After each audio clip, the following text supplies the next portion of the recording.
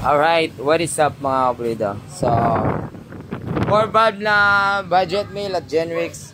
Iniwan lang to sa bahay, hindi ko alam sino may-ari. Basta may mga piyesa na naka-ready. MP steel bore, COC head, 2225, 65, pin 3, light 10,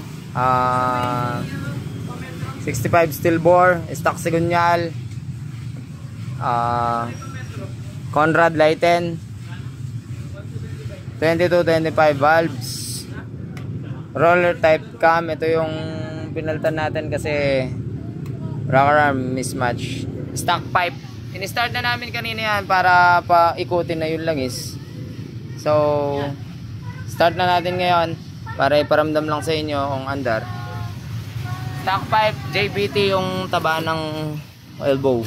Ay ano, tawag nito? Elbow, tsaka tip. Wala, hindi to under, nakatanggal pa. So connect ko lang, hindi na under. Wait lang. So steel bore lang to. Payakan lang natin habang malamig. I-salpak na sa chassis para maihatid na natin sa Bulacan. Marami tayong oras, pwede nating ihatid. Tapos 211cc mga kapulido, 4V. Pinatutubo ko na lang yan pang 4V kasi hindi naman parehong 2V sa 4V na elbow. Ano pa ba? Sa oil cooler lalagyan din natin kaya may bypass siya dito mga kapulido. Itong carb is galing kay Asia, yung dati na Asia 32mm. Magta 34 ulit ako eh.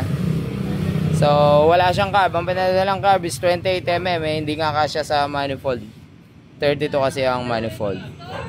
30 rin magpapadala daw siya kasi masyado na matagal yun. Tsaka yung 30 di rin naman kakasya sa 32 na manifold kasi awang parang ito 30 o 32.